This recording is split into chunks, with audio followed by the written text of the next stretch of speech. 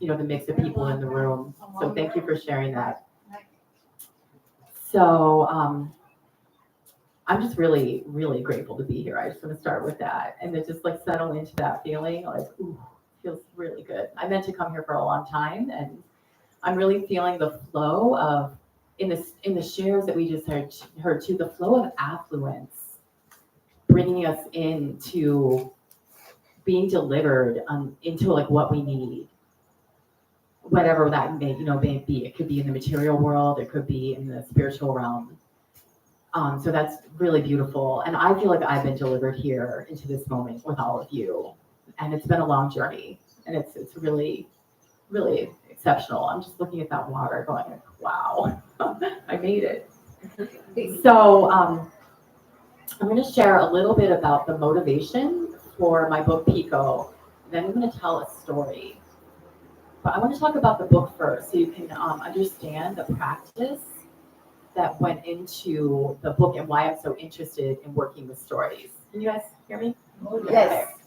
So stories, I've been working with them for about 20 years now. I mean, really, they've been working with me for a lot longer. Since I was a little kid, my mom was reading me fairy tales. But I've been consciously working with them as teachers for about 20 years.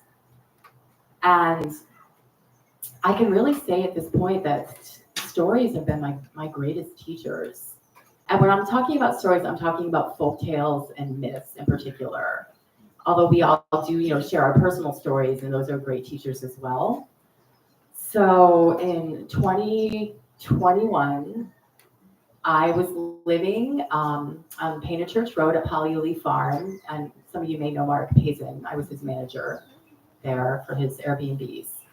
And I read a really incredible book by a man named Martin Shaw, who's a storyteller from Devon, England, who's quite well known at this point, and I have worked with him personally for a long time.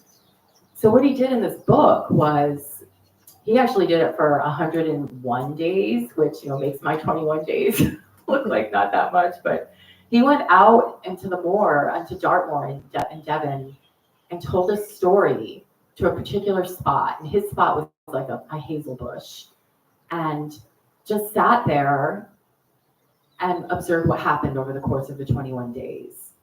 And when I read the book, and I was so moved by this, and just to see like that dialogue open up between nature and Martin and beings from other dimensions through these stories, I was like, what would happen if I did that here?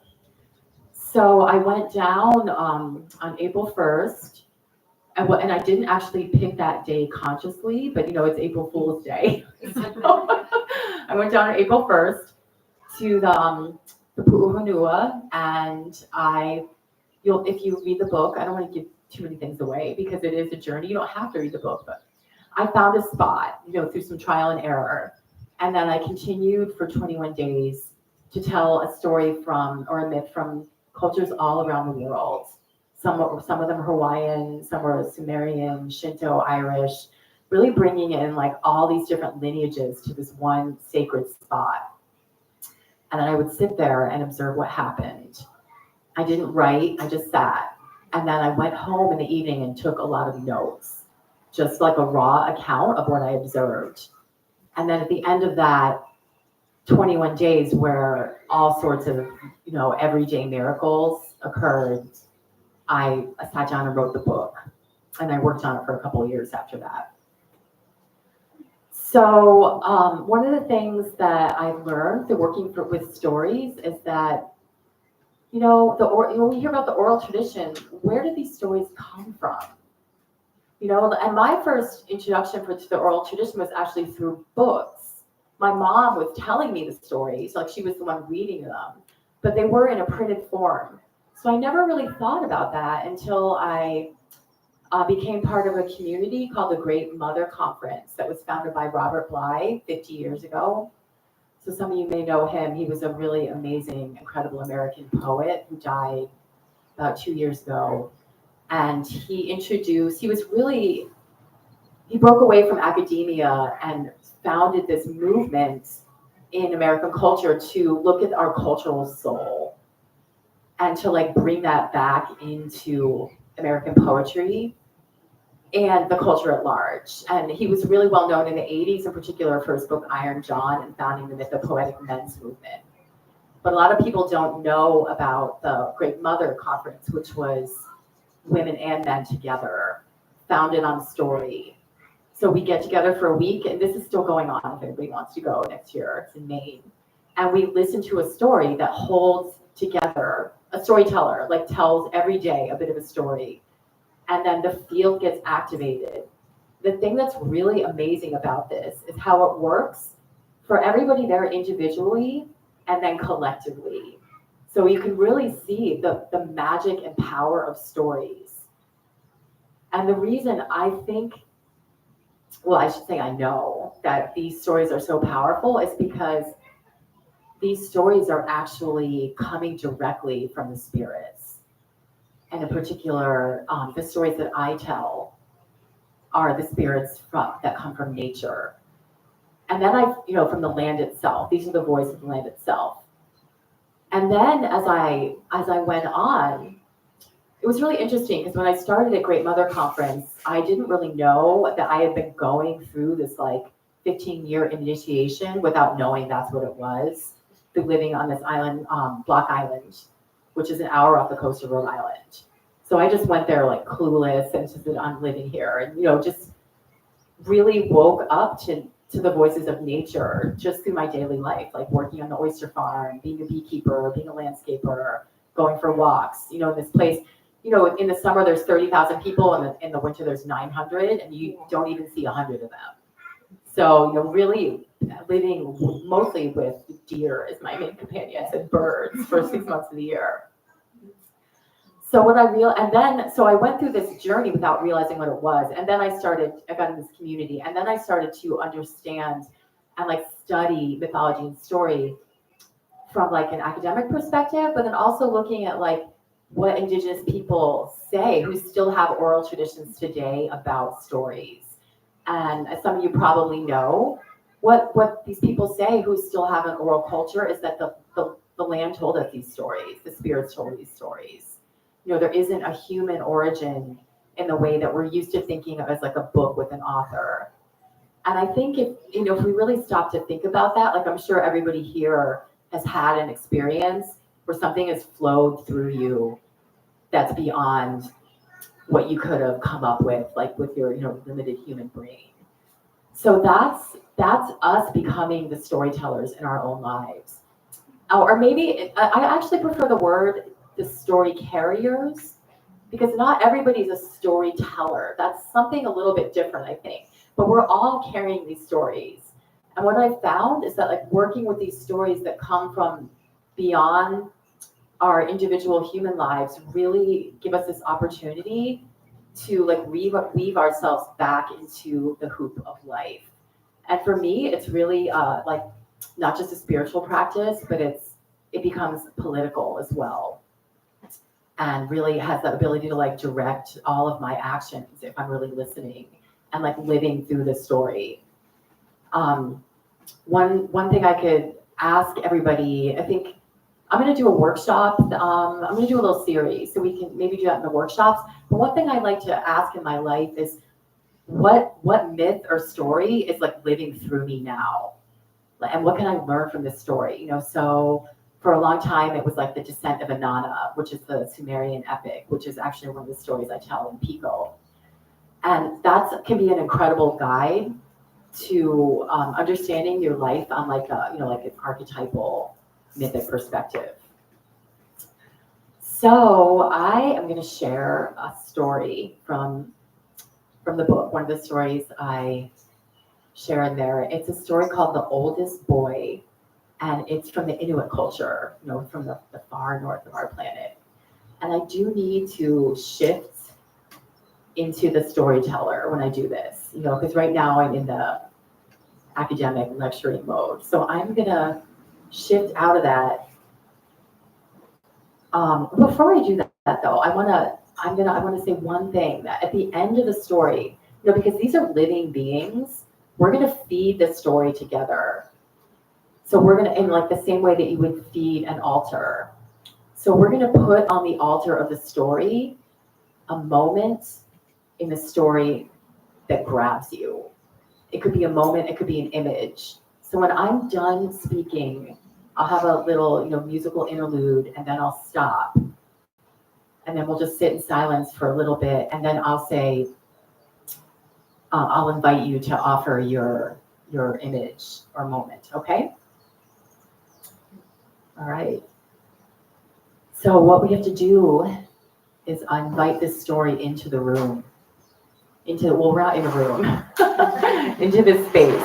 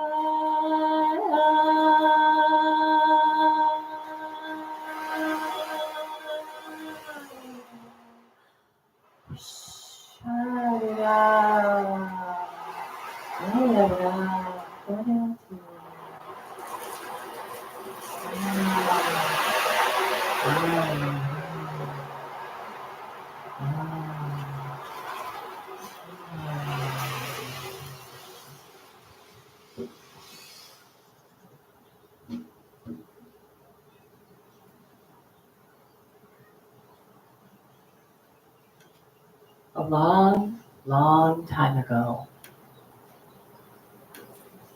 maybe even so long that the things I'm going to tell you haven't happened yet. In the far north, in the land of endless days and endless nights. Now, this story happened when people were still figuring out how to live here on Earth. That's how new humans were. And what they would do in the far north was, in the summer, they would hunt and gather and collect all the food they needed to survive the winter. And when the colds came down, they would go into the stone lodge where they all lived together and close the door and seal themselves in. This worked pretty well for a long time. They had enough to get by. But then one year, the spring was kind of short, and the summer was wet and rainy. And then the fall came a little bit too soon. And they found that when they went into the lodge for the winter, there wasn't enough food.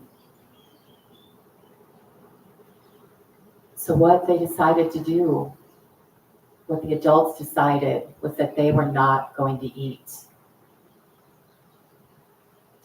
They were going to save the little food they have for the children in the hopes that some of them would survive. So, in order to not suffer quite as much, to not be caught up in their minds, the adults decided they would sleep most of the time. Maybe it would, curb that craving in their belly. So the adults would go to sleep, and that left the children alone. So you can imagine what happens when you leave a bunch of kids alone, right? They started making up games. They weren't thinking about not having enough food. They were playing. They were running around the lodge, having a really good time. And there was an oldest boy that took charge of them. He was one of those kids we probably all knew the oldest boy when we were kids. Or it could have been an oldest girl too. The person that took charge and was motivated everybody, let's do this, let's do that. And the little kids really looked up to him, right? So one day the oldest boy says to the kids, "I've got a new game for everybody. You guys want to play?" And the kids are like, yeah, of course. What do you want to play? What's the game called? And he said, well, it's called Calling in the Spirits. And the kids were like, that doesn't sound that fun. And he's like, trust me, it's going to be really fun. And I'm like, all right, we'll play. What do we do? And he's like, all right, everybody sit down on the floor of the lodge. And we're going to make everything really dark and spooky in here. And then I'm going to call in the spirits. So the kids sit down, and the oldest boy stands up in front of them. And this is what he says. Oh, spirit, come to me. Oh, spirit, come to me. I call upon the spirit of the soul of the sea. Oh, spirit, come to me. Oh, spirit, come to me. I call upon the spirit of the soul of the sea. Oh, spirit, come to me. Oh, spirit, come to me. I call upon the spirit of the soul of the sea.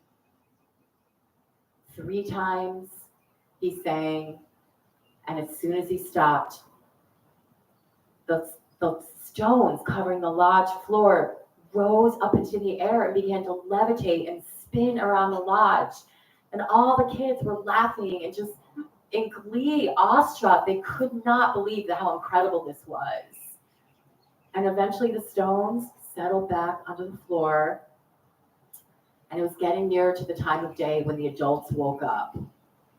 So the oldest boy says to the kids, the little kids, okay, we gotta not tell the grown-ups what just happened. Let's keep this game between ourselves. And the kids are like, okay. And then the adults wake up and they walk over to the kids and they say, so what did you kids do today? And all the kids are like looking like this, oh, nothing. And then of course, somebody spills the beans and says what they did. So this was a time when the elders, when they heard a story like this of stones levitating, of somebody calling the spirits, they really paid attention. So they called the oldest boy to them and they said, we heard that you got this new game where you're calling in the spirits. Would you show it to us? Would you call them in and tell us what happened? We want to see what happened. So the oldest boy's feeling a little nervous, he's going to get in trouble. But he also feels really proud that he was able to make stones levitate. So he's like, okay. So he sits down in front of the elders and he sings, oh, spirit, come to me. Oh, spirit, come to me.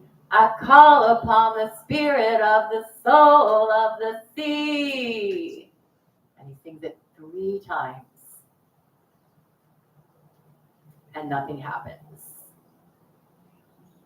Everybody's looking around, nothing happens. And then all of a sudden they hear a bellow and a roar outside the lodge. And it's getting closer and closer and closer and closer. And they know, because these are hunters, they know that it's a walrus and a polar bear, a bellowing and roaring. And all of a sudden they are right at the lodge door. And at this point, the oldest boy, he's in a kind of trance. And the elders, they pick him up, they open the door, and they throw him right out the door. And he doesn't even touch ground. Right in the air, the walrus catches him in a tusk and throws him over to the polar bear, who catches him in a great white paw. And they start throwing him back and forth from tusk to paw, walrus to polar bear, and they start running away from the lodge. The boy is in a trance. He's not scared. He's just in the air, back and forth, walrus to polar bear, over the land, And then they move out onto the ice, and it's walrus to polar bear, walrus to polar bear, walrus to polar bear. And then the ice ends, and they go right into the ocean without stopping. And they sink down and down and down. Walrus, polar bear, tusk, paw, walrus, polar bear, tusk, paw, down, down, down. And there, a hole opens in the bottom of the ocean, and they enter a land beneath the sea and are caught up in a river. And they're flowing down that river, tossing the oldest boy back and forth, tusk to paw. And they come to a bend in the river, and the water carries them onto shore. And the walrus and polar bear leave. They leave the oldest boy. Eventually, the oldest boy awakes. He's on the shore. It's completely unfamiliar. The only thing he sees is a small hut over in the distance. So not knowing what else to do, he stands up and he walks towards the hut. And he opens the door. And he walks into an empty room. But then he notices on the back wall, there's another door. So he opens that door. And he walks in. And he sees sitting before him the oldest woman he's ever seen. The oldest woman he could even imagine. She had crags in her face so deep, a whole colony of birds could have nested in them. And her hair was a long, long white cascade that reached to the floor and extended all through the hut. And it was so tangled. It was so tangled. She had white dreadlocks. There was no way that she could have got a comb through it. And then he noticed something else about the old woman. She didn't have any hands. On both arms, her hands had been cut off right below the elbow. And then the oldest boy met the eyes of this old woman. And she looked right through him. And this is what she said. What are you going to do for me?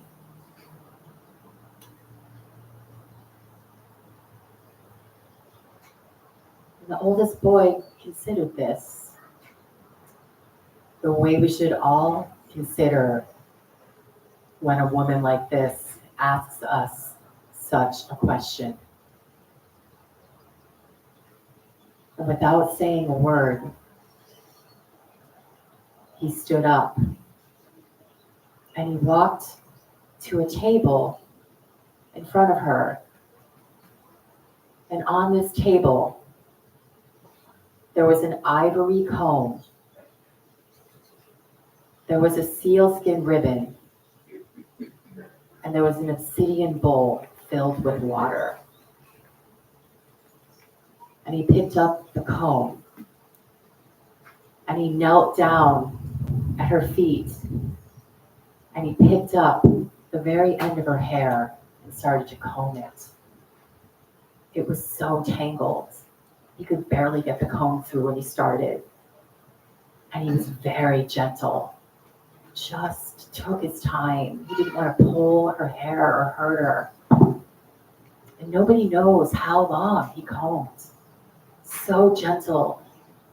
It could have been minutes. It could have been lifetimes.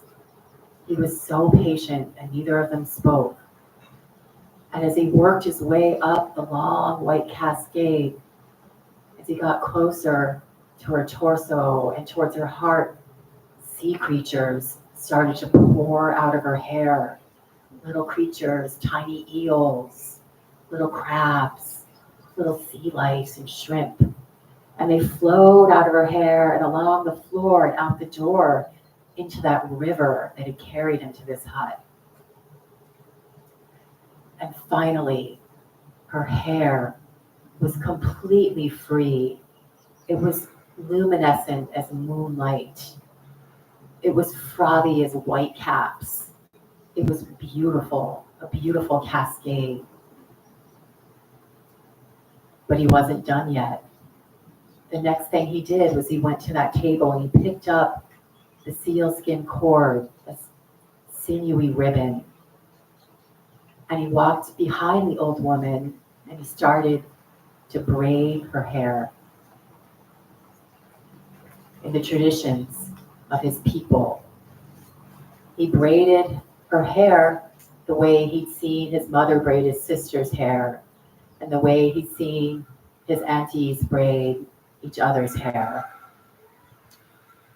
And finally, she had this one long, beautiful braid, and he took that and tied it up. And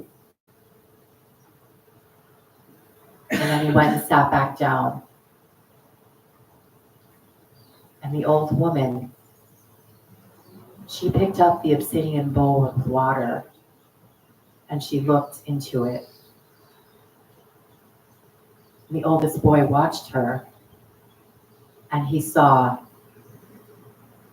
the tiniest hint of a smile cross her face when she saw herself.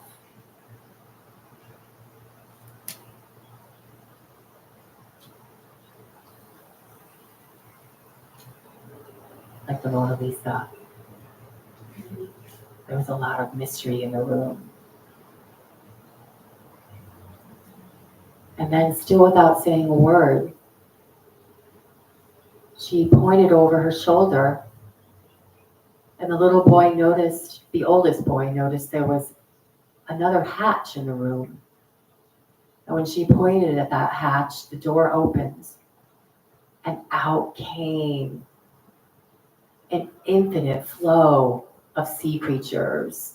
There were whales and seals and marlins and eels and lobsters and clams and ahi and ono. There were the octopus, everything you can imagine, all the creatures of the sea poured through the room, past the two of them, and entered that river and rose up from the land beneath the bottom of the sea up into the ocean and took their place in the ocean, in this realm where we live now. And then the old woman finally spoke. She instructed the oldest boy on how to properly harvest these creatures, how to respect their lives, how when they killed a seal, they were to offer it a drink of fresh water so that it would remember the sweetness of life and want to come back again to nourish the people. And she told them not to let the dogs play with the seal's bones. She told them to take those bones, the people to take the bones and to bury them, maybe on a hill overlooking the ocean.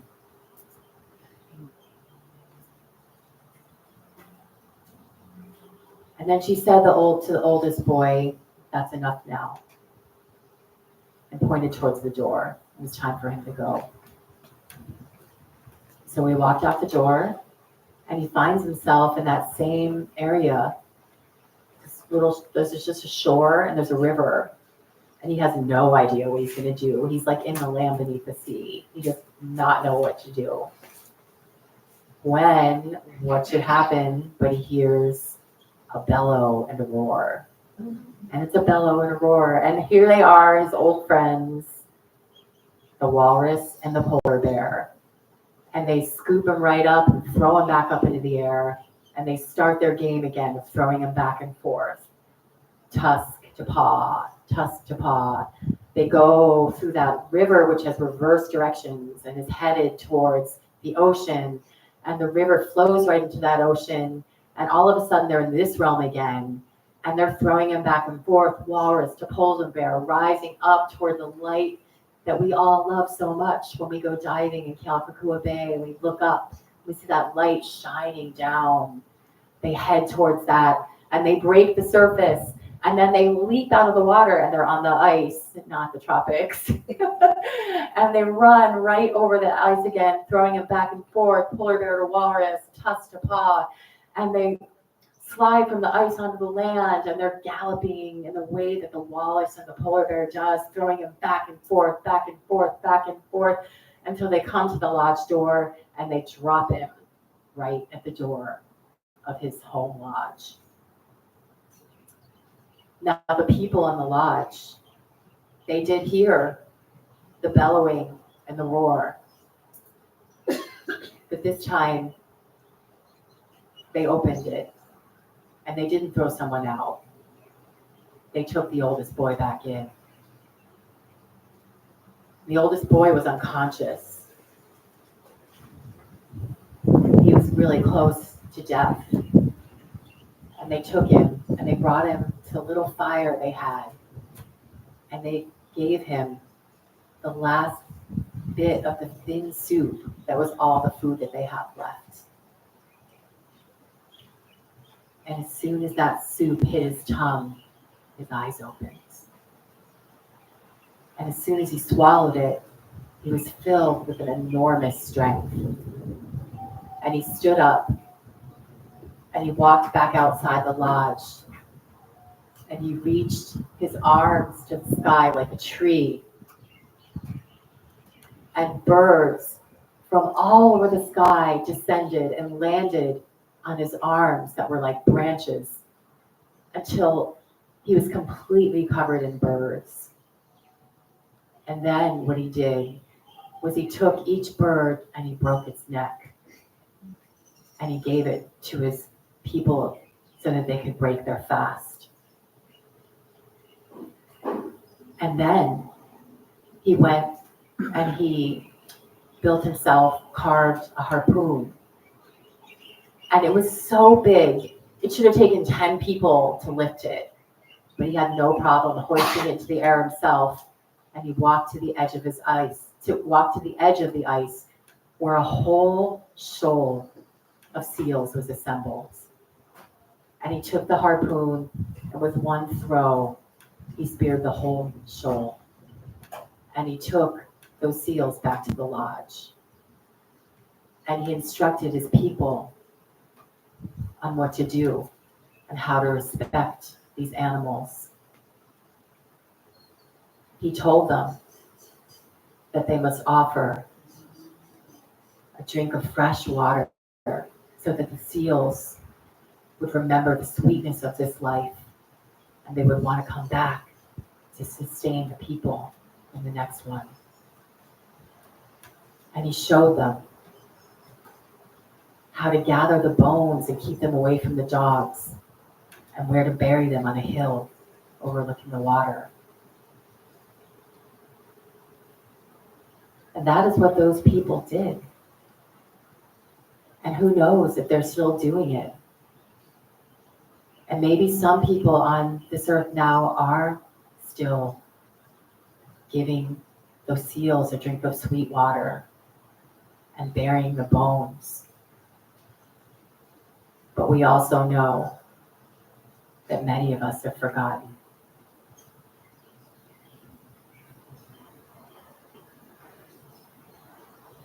So this story,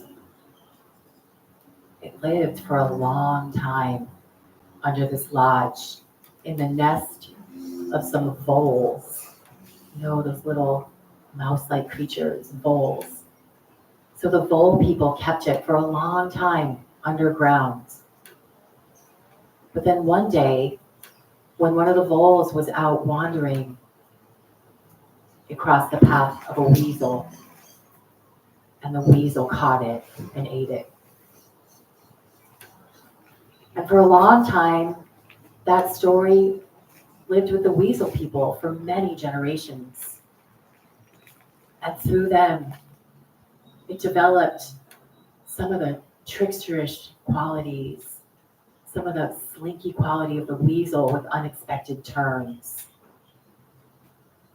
And then one day, one weasel was at the edge of the ice looking down a little hole, and he saw a fish down there, and he said, "Oh, I want to get that fish. I'm really hungry." And he dipped his paw down just a little too far, and he fell right in. The water was cold, and he couldn't get back up onto the ice. And eventually the weasel fell asleep and drowned. And his body sank to the very bottom of the ocean, where it was eaten by a crab. And that's where this story has gained so much of its depth.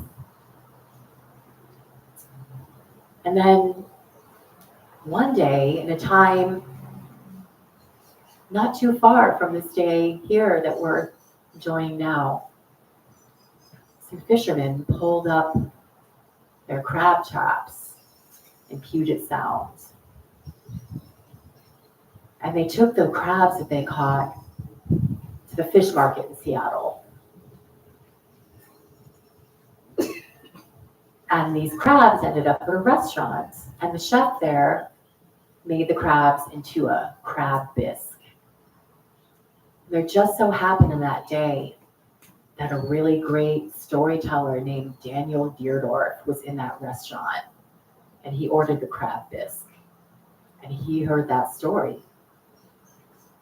And then Daniel told the story to a man named Walton Stanley in the Minnesota woods at the Minnesota Men's Conference. And my friend Jay Leeming happened to be there that day. And Jay became a storyteller, and he told the story to me.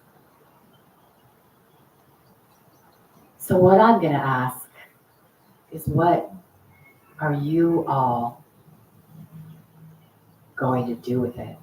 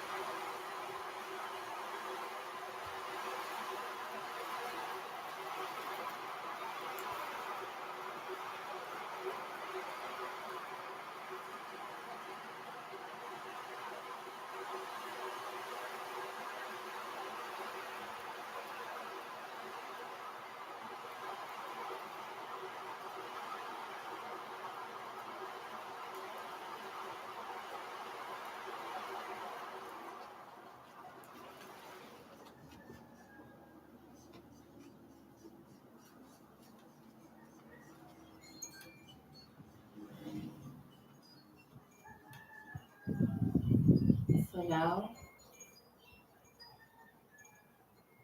I'm going to invite everyone, when the chime stops,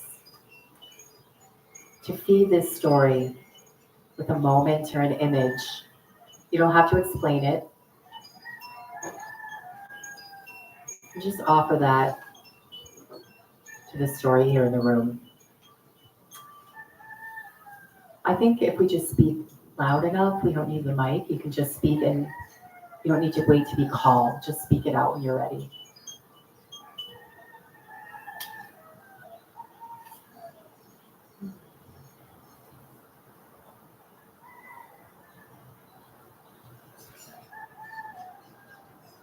Wonder. Wonder? Wonder. It's all one big story. It's all one big story. Different levels. What was that? Different levels. Different levels. different levels. The ice, the water, the land beneath the sea. Did I hear someone over here? The soul of the sea. The soul of the sea. Reversing beauty. Reversing Beauty. Reversing beauty. Connectiveness. Connectiveness. Connectiveness. Pointing direction with no hands. Pointing the direction with no hands. Honoring. Honoring. But the source of the food was the young boy honoring the woman. Could everybody hear that? The source of the The food. food was a young boy honoring the woman. Yeah, the young boy. Honoring. Honoring the old woman.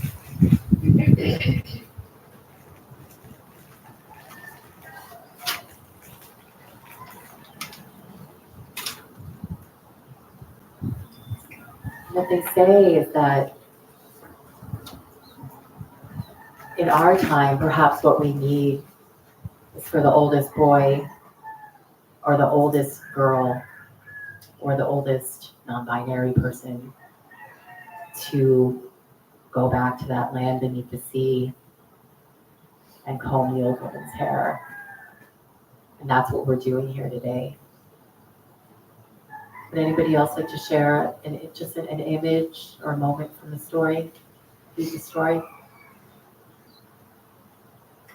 Amazement. Amazement. Yeah.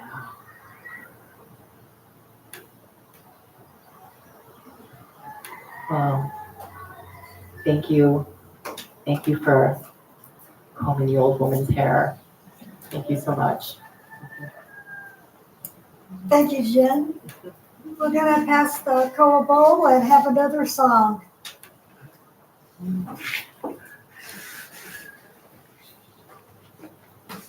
And while he's getting the song ready, we appreciate all that you share with us. It helps us keep going. And if you can't contribute in a financial way, then put your hands and put your mana into the bowl as it passes. Aw.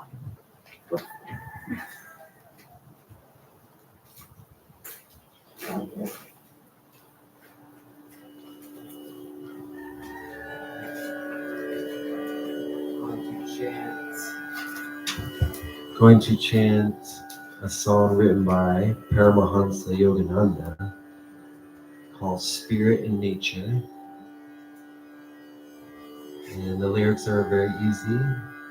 Radha, Radha, Radha, Radha, Govinda Jai, Govinda Jai.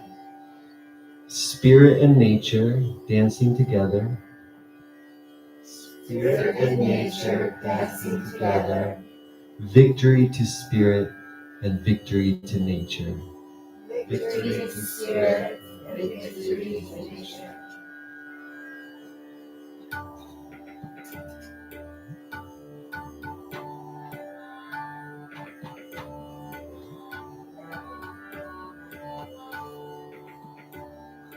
Radha, Radha, Radha Govinda Jai, Radha, Radha Govinda Jai, Radha, Radha, Radha Govinda Jai, Radha, Radha Govinda Jai, Radha, Radha, Radha Govinda Jai, Radha, Radha, Radha Govinda Jai, Radha, Radha, Radha Govinda Jai, Radha, Radha, Radha Govinda Jai. Spirit and nature dancing together, spirit and nature dancing together, spirit and nature dancing together, spirit and nature dancing together. Victory to spirit,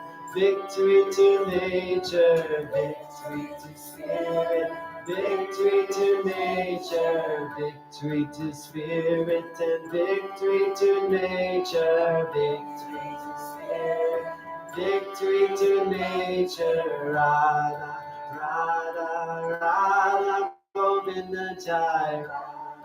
Radha, Radha, Govinda Jai. Radha, Radha, Radha, Govinda Jai. Radha, Radha, Radha, Govinda Jai. Spirit and nature dancing together. Spirit and nature dancing together. Victory to spirit and victory to nature. Victory to spirit and victory to nature.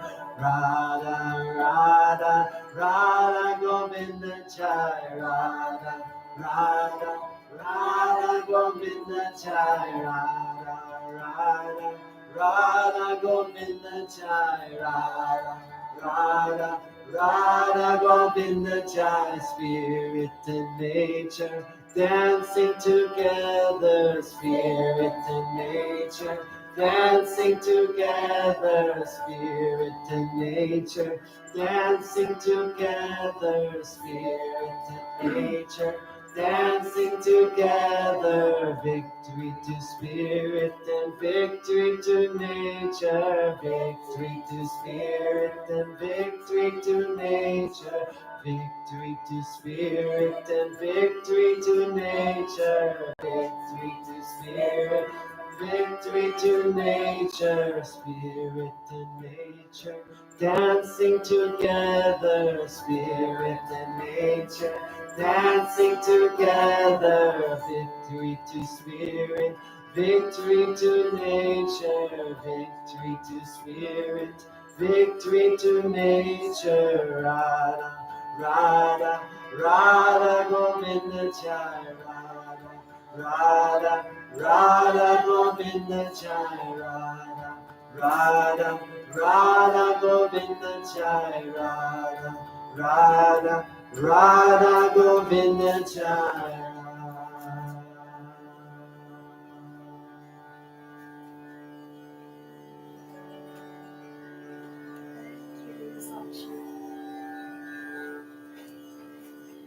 The New Thought Center has services every Sunday at 10 o'clock. And we live stream it. And then following that, it will be available on YouTube. We have free childcare. We just ask that you reserve by Friday, sorry. You can do that online.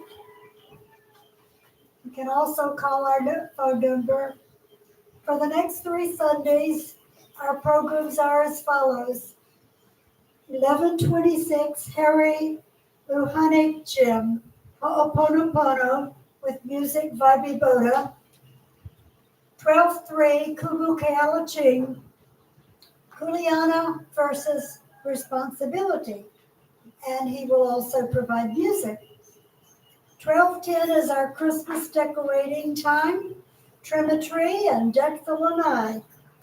We'll have recorded music and a light lunch will be provided afterwards. On Mondays, there is a class, Tai Chi and Qigong with Jin and Wong, 4:30 to 5:30, $15 per class, or there is a plan that you can get more classes for less. You would see Jin and Wong. Monthly events, end of month potluck is coming up next week, 11:26, and this follows the service. Produce giveaway will be the first Sunday, again after the service, and our next one is 12:03. Crystal Bowl meditation, second Sunday, 9 to 9:30. The next one is 12:10. Thanksgiving Interfaith Concert on Monday, 11/20, 6 to 8 p.m. at the Lutheran Church. And the admission is bring either money or canned food as a donation for the Hawaii Food Basket. And we welcome you to join us for a potluck here at New Thought on Thanksgiving Day. It's 3 and eat at 3:30. We will have both turkey and a vegan alternative. And you bring all the sides, please. We have a sign-up sheet, as Stephen mentioned, over there on the table. Please take a look and sign up if you know what you're going to bring. Our holiday bazaar will be on 12/2 on this lanai. We have baked goods and we need volunteers. There is a sign-up sheet for that. We have service opportunities always. Help with the holiday events, Thanksgiving and Christmas. We have the lay ministry. Jamie McEwen or Patty Wall can tell you more about that. Sunday service volunteers would include greeting people, setting up and clean up, and tech help. Potluck help once a month, set up, clean up, and organize our supplies. If you would like to sign our mailing list book, please do so on the table over there. And that's a way to add you to our mailing list that goes out to let you know what the meetings will be. You can also go online at newthoughtcenterofhawaii.com. Are there any announcements other than the ones I've made? Asha, go. Lunch? Can you tell us about lunch? Oh, yes. Our speaker has chosen to go to the Chinese restaurant right above us, and we will ask if there's a show of hands if you would like to join us at this event. Who's going to come and eat Chinese food? We have one, Two. two. Okay. Great. Thank you so much. Anna?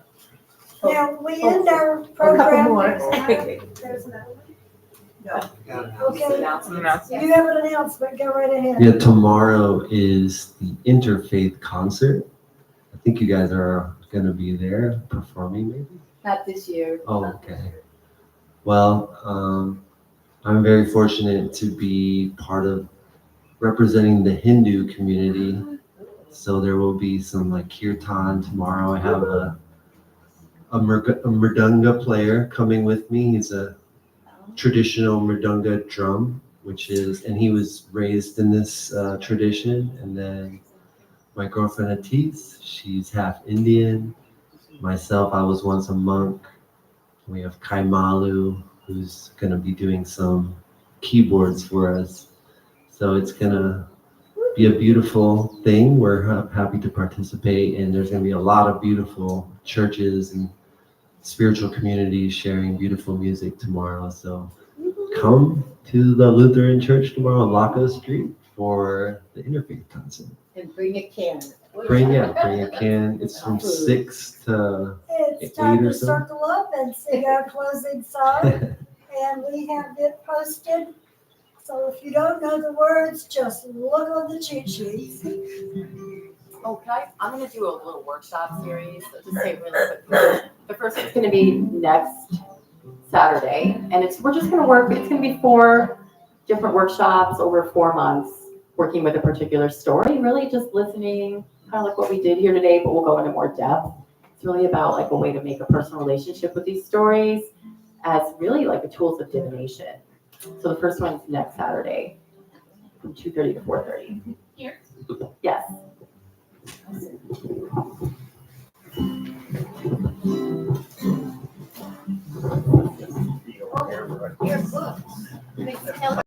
So I do have some books over on the table over there. If anybody wants to buy books for me.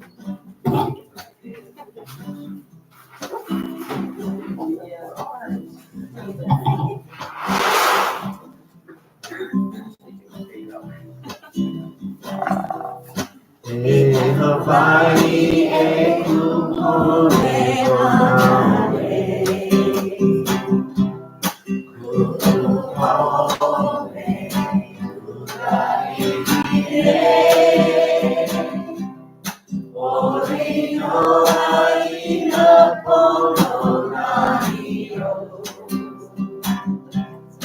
Eh,